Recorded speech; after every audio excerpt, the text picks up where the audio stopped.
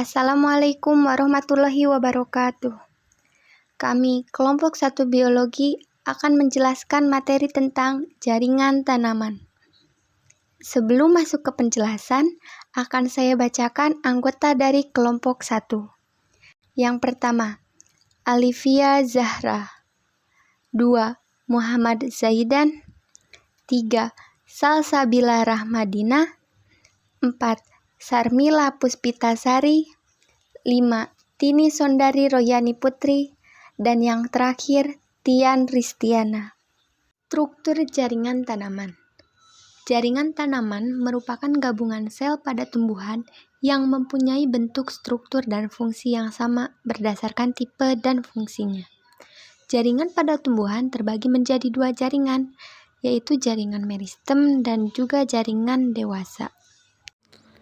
Oke, selanjutnya adalah jaringan meristem. Jaringan meristem merupakan jaringan yang aktif membelah dan belum mengalami diferensiasi. Jaringan meristem memiliki dinding sel yang tipis, nukleus yang besar, dan bersitoplasma padat. Vakula kecil bahkan hampir tidak ada dan selnya tidak menyimpan cadangan makanan. Jaringan meristem ini memiliki sifat totipotensi yang tinggi, yaitu kemampuan sel untuk tumbuh dan berkembang menjadi individu lengkap seperti induknya. Berdasarkan asalnya, jaringan meristem tumbuh terdiri dari meristem primer dan meristem sekunder. Meristem primer merupakan jaringan muda yang berasal dari sel-sel embrionik terdapat pada ujung batang dan akar sehingga dapat membuat akar dan batang bertambah panjang. Selanjutnya adalah meristem sekunder, berasal dari jaringan dewasa yang berhenti tumbuh tetapi menjadi embrional kembali, terdiri dari kambium yang terdapat pada akar dan batang dan kambium gabus yang ada pada kulit batang dan dapat menjadikan tumbuhan bertambah besar dan lebar. Berdasarkan letaknya, jaringan meristem dibedakan menjadi 3, yaitu 1. Meristem apikal yang terdapat pada ujung batang dan akar sehingga akar bertambah panjang dan batang bertambah tinggi. 2. Meristem interkalar yang terdapat di antara jaringan dewasa dan pangkal ruas batang yang menyebabkan ruas pada batang semakin panjang. 3. Meristem lateral yang terletak sejajar dengan bagian permukaan organ. Selanjutnya yaitu jaringan dewasa. Jaringan dewasa yaitu jaringan yang selnya sudah berhenti membelah dan mengalami diferensiasi. Jaringan dewasa memiliki ukuran sel yang relatif besar, terdapat ruang antar sel, dinding sel mengalami penebalan, vakuola berukuran besar, dan sitoplasmanya sedikit. Jaringan dewasa berdasarkan fungsinya dibagi menjadi 4. Yang pertama yaitu jaringan pelindung, yang terdiri dari jaringan epidermis dan jaringan gabus. Yang kedua, jaringan dasar, yang terdiri dari jaringan parenkim. Yang ketiga, jaringan penguat, yang terdiri dari jaringan kolenkim dan jaringan sklerenkim. Yang keempat, jaringan pengangkut, yang terdiri dari silam dan jaringan floem.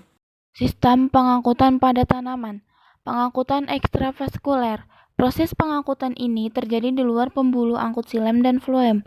Zat diangkut dari rambut akar melewati epidermis, diteruskan sepanjang korteks, memasuki bagian endodermis, hingga sampai ke perisikal di dekat silinder pusat atau floem dan silem. Berdasarkan jalurnya, dibagi menjadi 2, yaitu 1. Transportasi simplas atau melalui plasmodesmata, memasuki bagian dalam sel ke sel. 2. Transportasi apoplas atau melewati ruang dinding sel, hanya melewati bagian tepi dinding sel. Skema bagian-bagian yang dilalui adalah epidermis, korteks, endodermis, perisikal, dan silem. Pada transportasi simplas, zat hanya melewati plasmodesmata, sedangkan apoplas hanya melewati dinding sel. Perbedaan jenis transportasi ekstravaskuler dan transportasi apoplas yaitu 1. Transportasi simplas dapat melewati bagian dalam sel melalui plasmodesmata. 2. Transportasi apoplas hanya melewati ruang antar dinding sel. Hal tersebut terjadi karena adanya pita Kaspari yang menghalangi zat di endodermis. Pada transportasi simplas, perpindahan air tanah terjadi secara osmosis dan transport aktif, sedangkan transportasi apoplas air dari tanah diserap akar melalui proses difusi dan transport pasif. Selanjutnya, sistem pengangkutan pada tanaman. Pengangkutan intravaskuler, proses pengangkutan zat di dalam pembuluh angkut xilem dan floem. Pengangkutan intravaskuler terjadi melalui berkas pembuluh kayu xilem atau pembuluh tapis floem.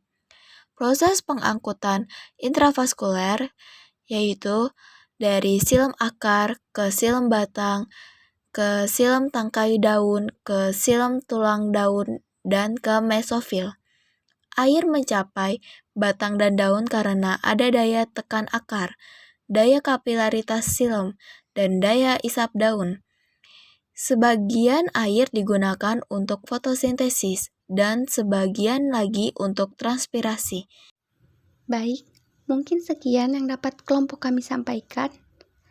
Nah, di sini ada satu pertanyaan, yaitu jaringan penunjang dibedakan menjadi dua, jaringan kolenkim dan sklerenkim, di mana masing-masing memiliki fungsi yang berbeda.